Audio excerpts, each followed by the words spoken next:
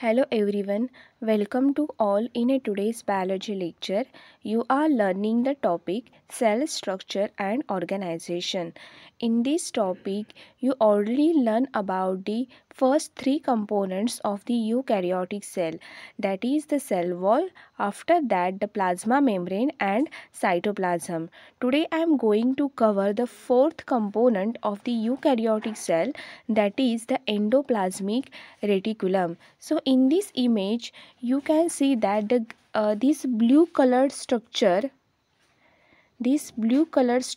is the endoplasmic reticulum. So this little network within the cytosol or cytoplasm is present in all eukaryotic cells except ova and mature red blood corpuscles. हे जे structure आहे endoplasmic reticulum, it is present in almost all eukaryotic sale.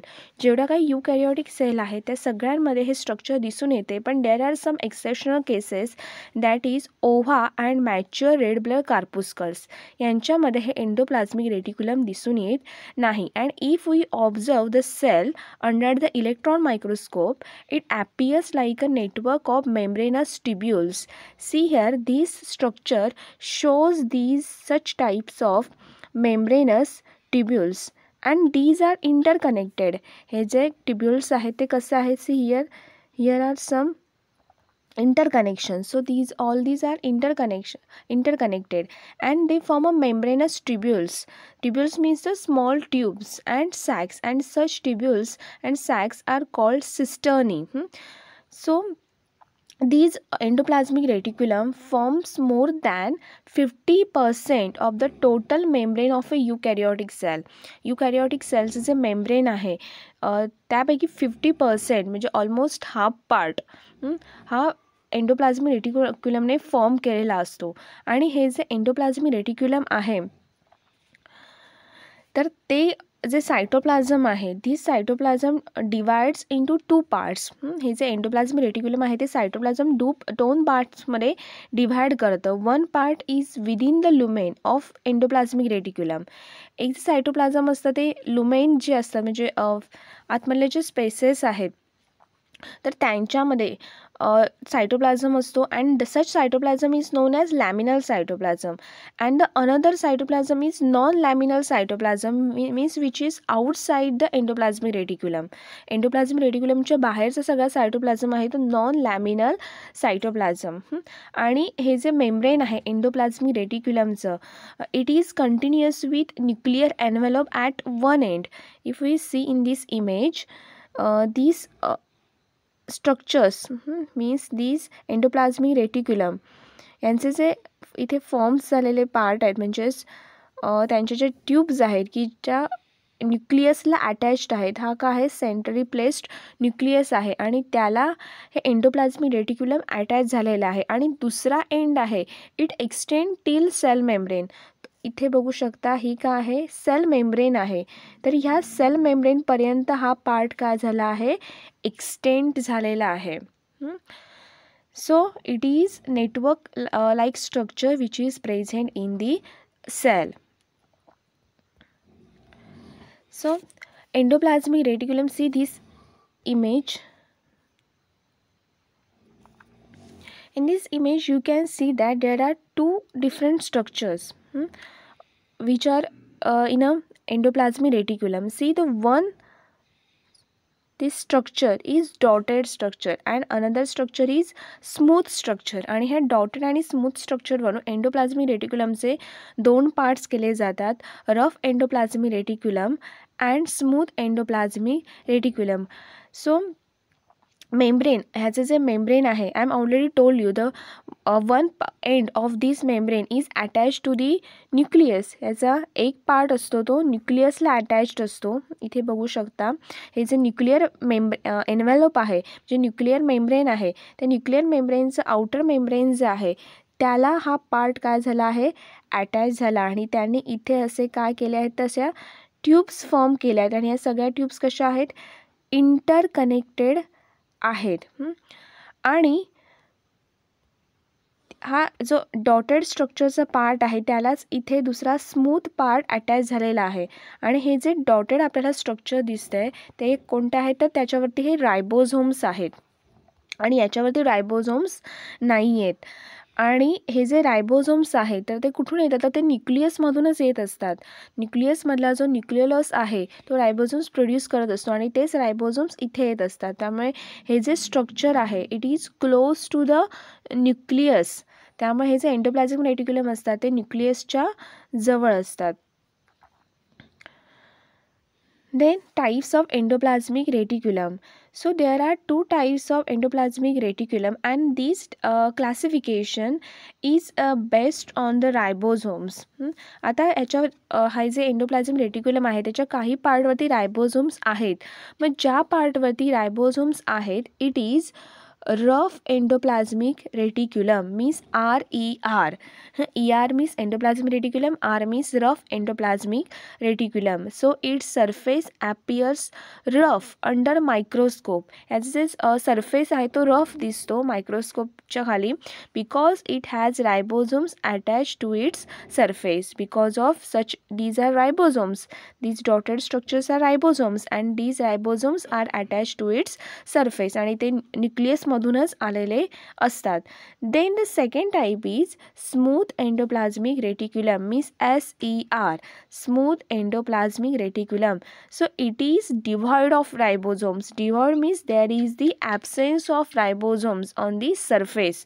यांच्या सरफेसवरती ribosomes नाही आहेत म्हणजे हे यांच्यावरती रायबोझोम्स नसतात. So thus it appears smooth under microscope. त्यामुळे हा पार्ट जर आपण मायक्रोस्कोप खाली ऑब्झर्व केला तर इट लुक्स स्मूथ. तो स्मूथ दिसून येतो. त्याच्यानुसार हे दोन टाईप्स आहेत. This is dotted structure is the rough endoplasmic reticulum and the smooth structure is smooth endoplasmic reticulum. Then functions of endoplasmic reticulum. आता हे जे फंक्शन्स आहेत एंडोप्लाझमिक रेटिक्युलमचे these functions depending on the cell type. म्हणजे cell टाईपवरती depend आहे. म्हणजे ती सेल कुठे प्रेझेंट आहे, कोणत्या ऑर्गनमध्ये प्रेझेंट आहे त्यानुसार त्यामधल्या सेल्स मधले जे एंडोप्लाझमिक रेटिक्युलम आहे ते फंक्शन करतात. So first is ribosomes. Ribosomes attached to surface of RER are sites of protein synthesis. Rough endoplasmic reticulum वरती जे रायबोझोम्स आहेत ते प्रोटीन सिंथेसिससाठी रिस्पॉन्सिबल असतात. So RER is abundant in cells and are actively involved in protein synthesis and secretion. आणि हे जे RER आहेत हे खूप ॲबंडंट असतात, लार्ज इन नंबर असतात सेलमध्ये and are actively involved in protein synthesis means they are responsible for the protein synthesis and secretion. आणि सिक्रिशनसाठी रिस्पॉन्सिबल असतात. आणि such proteins are known as secretory proteins. Actually they are peptide chains. ते peptide चेन्समध्ये असतात. नंतर त्यांचं actual protein formation होतं. So SER is site for synthesis of lipids and steroid hormones.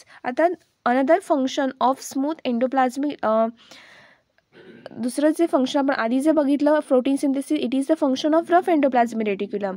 आणि स्मूथ एंडोप्लाझमिक जे रेटिक्युलम आहे it is responsible for the synthesis of lipids and steroid hormones. आणि अशा टाईपचे जे सेल्स आहेत की जे लिपिड्स आणि स्टिरॉइड हार्मोन सिक्रेशनसाठी रिस्पॉन्सिबल असतात तर ते कॉर्टिकल रिजन आहे ॲड्रिनल ग्लँडचा त्यामध्ये प्रेझेंट असतात. आणि हे जे स्टिरॉइड हार्मोन्स आहेत steroid hormones are responsible for the formation of male gametes and female gametes. म्हणजे टेस्टिस आणि ओव्हरीजसाठी हे रिस्पॉन्सिबल असतात steroid hormones. Then smooth endoplasmic reticulum of liver cells plays important role in detoxification of toxins and drugs. हे जे smooth endoplasmic reticulum आहेत की जे लिव्हर सेलमधले आहेत they play important role in detoxification. Detoxification means removal of harmful substances. म्हणजे आपल्या बॉडीमध्ये जे काही हार्मफुल सबस्टन्स आहेत म्हणजे जे आपल्या बॉडीसाठी टॉक्झिक आहेत तर असे सबस्टन्स रिमूव्ह करणे किंवा त्यांची टॉक्झिसिटी कमी करत जाणे.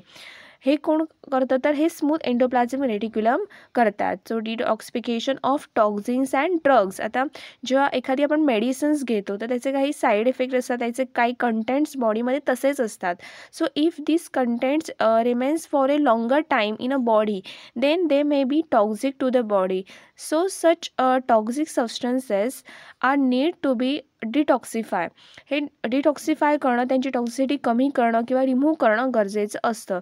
So these livers SCR which are present in liver cells play important role in detoxification of toxins and drugs. आता लास्ट व्हिडिओमध्ये आपण एंडोमेम्ब्रेन सिस्टीमचा स्टडी केला होता, पण त्यामध्येच आपण बघितलेलं की हे जे सगळे ऑर्गनेल्स आहेत, म्हणजे एंडोप्लाझमिक रेटिक्युलम असेल, गॉल्गी कॉम्प्लेक्स असतील, लायसोझोम्स असतील, all these organelles are interconnected and they perform a specific function. आणि ते एकत्र येऊन कोऑर्डिनेट होऊन एक स्पेसिफिक फंक्शन परफॉर्म करतात. आता आपण इथे बघितलं की RER are site of protein synthesis. मग हे जे RER आहेत, रफ एंडोप्लाझमिक रेटिक्युलम आहेत, ते जे प्रोटीन सिक्रेट करतात, म्हणजेच ते पेप्टाइड चेनमध्ये प्रोटीन सिक्रेट करतात. आणि हे जे प्रोटीन्स आहेत ना, तर ते एका बाउलमध्ये किंवा एखाद्या बॉल लाईक स्ट्रक्चरमध्ये रॅप केले जातात. इथे बघू शकता. आणि त्यांना आपण व्हेसिकल्स म्हणू शकतो, ट्रान्सपोर्ट व्हेसिकल फ्रॉम ER. आणि हे जे व्हेसिकल्स आहेत ते नंतर गॉल्गी कॉम्प्लेक्सकडे ट्रान्सपोर्ट केले जातात. आणि गॉल्गी कॉम्प्लेक्सचं फंक्शन काय आहे तर एखादा सबस्टन्स तो मॉडिफाय करणं, मॅच्युअर करणं आणि त्यानंतर ते जे डिझायर्ड प्रोडक्ट आहे ते पुढे सेंड करणं. मग हे जे व्हेसिकल्स आहेत की ज्यांच्यामध्ये प्रोटीन्स रॅप केलेली आहेत, हे व्हेसिकल्स गॉल्गी कॉम्प्लेक्सचा जो सिस सरफेस आहे, म्हणजे इथे सिस सरफेस येतो, तो ॲक्सेप्ट करतो. आणि इथे मग त्यावरती सगळ्या प्रोसेस होतं, ते आपण गॉल्गी कॉम्प्लेक्सच्या पॉईंटमध्ये बघणारच आहोत. त्यामध्ये मॉडिफिकेशन्स केलं जातं, एखादं डिझायर्ड प्रोटीन तयार केलं जातं. आणि अशा डिझायर्ड प्रोटीनमध्ये सपोज डायजेस्टिंग प्रोटीन कोणती असतील तर ती प्रोटीन्स मग परत लायसोझोम्समध्ये येतात. आणि डायजेशन कोणता मॅटर करायचं असेल तर त्यासाठी ते रिस्पॉन्सिबल असतात. म्हणजे पूर्ण हे जे सिस्टीम्स आहेत, म्हणजे endoplasmic reticulum, Golgi complex, endoplasmic reticulum, then this is a Golgi complex, lysosomes, आणि हे सगळे कसे आहेत, इंटरकनेक्टेड आहेत, म्हणून एंडोमेम्ब्रेन सिस्टीममध्ये येतात. म्हणजेच रफ एंडोप्लाझमिक रेटिक्युलमने सिक्रेट केलेलं जे प्रोटीन आहे की जे ह्या व्हेसिकल्समध्ये रॅप केलेलं आहे, ते नंतर गॉल्गी कॉम्प्लेक्सकडे जातं. आणि हे जे प्रोटीन्स आहेत ते जेव्हा एंडोप्लाझमिक रेटिक्युलममधून सिक्रीट होत असतात, म्हणजे त्यामधून येत असतात, तर ते हे जे प्रोटीन्स आहेत, the wrapped proteins in membrane that birds of from transitional region of ER means endoplasmic reticulum. Endoplasmic रेटिक्युलमचं ट्रान्झिशनल रिजन आहे, तिथून हे बर्ड्स ऑफ होतात, म्हणजे तिथून ते सेपरेट होतात. आणि ते the such membrane bound proteins depart from ER as transport vesicles. हे डिपार्ट म्हणजे सेपरेट झाले आहेत ॲज अ ट्रान्सपोर्ट व्हेसिकल्स. आणि हे जे रफ एंडोप्लाझमिक रेटिक्युलम आहे, म्हणजेच ते कशासाठी रिस्पॉन्सिबल आहे तर प्रोटीन सिंथेसिससाठी रिस्पॉन्सिबल आहे. Then another functions of endoplasmic reticulum are ER means endoplasmic reticulum serves as channel for the transport of material between various regions of the cytoplasm and the nucleus. हे जे endoplasmic reticulum आहे तर ते एक channel provide करतात वेगवेगळे जे materials आहेत तर ते ट्रान्सपोर्ट करण्यासाठी सायटोप्लाझम आणि न्यूक्लियसमध्ये. त्यानंतर next is ER functions as cytoplasmic framework providing internal support to the cell. हे जे ER आहे ते एक सायटोप्लाझमिक फ्रेमवर्क प्रोव्हाइड करतात की ज्याच्यामुळे सेलला इंटरनली आतून एक सपोर्ट मिळतो. Then proteins and fat molecules. आता प्रोटीन्स आणि हे जे फॅट मॉलिक्युल्स आहेत produce by RER and SCR, म्हणजेच rough endoplasmic reticulum proteins produce करतं आणि smooth endoplasmic reticulum fat produce करतं. It is in the form of lipid. So together help in membrane biogenesis. तर हे दोन्ही मिळून म्हणजे रफ आणि smooth endoplasmic reticulum both together form, आणि त्यांनी जे प्रोड्यूस केलेलं आहे प्रोटीन्स अँड फॅट, हे एकत्र येऊन मेम्ब्रेन बायोजेनेसिस होतं. बायोजेनेसिस म्हणजे बायोलॉजिकली फॉर्मेशन होतं मेम्ब्रेनचं. So formation of cell membrane is called membrane biogenesis. Cell membrane form होण्याची प्रोसेस त्याला म्हणजे मेम्ब्रेन बायोजेनेसिस. म्हणजे आपण बघितलं की एंडोप्लाझ्मिक रेटिक्युलमचा एक एंड आहे तो न्यूक्लियर मेम्ब्रेनला अटॅच असतो आणि दुसरा एंड असतो तो सेल मेम्ब्रेनना अटॅच असतो. त्यामुळे एंडोप्लाझ्मिक रेटिक्युलमने तयार केलेले जे प्रोटीन्स अँड फॅट मॉलिक्युल्स आहेत ते सेल मेम्ब्रेनच्या फॉर्मेशनसाठी रिस्पॉन्सिबल असतात. After that endoplasmic reticulum present in smooth muscle cells is called sarcoplasmic reticulum. Smooth ER जे प्रेझेंट असतं स्मूथ मसल सेल्समध्ये, मसल सेल्स ज्या असतात तर त्या एंडोप्लाझ्मिक रेटिक्युलम सार्कोप्लाझ्मिक रेटिक्युलम म्हणतात. कारण मसल सेलमधलं जे फ्लुइड असतं it is a sarcoplasm. So it is sarcoplasmic reticulum. So it is a stored house of calcium. मग इथे हे जे एंडोप्लाझ्मिक रेटिक्युलम आहे ते काय फंक्शन करतं? स्टोअर करतं calcium. So it is store house of calcium. So this is all about the endoplasmic reticulum. Thank you.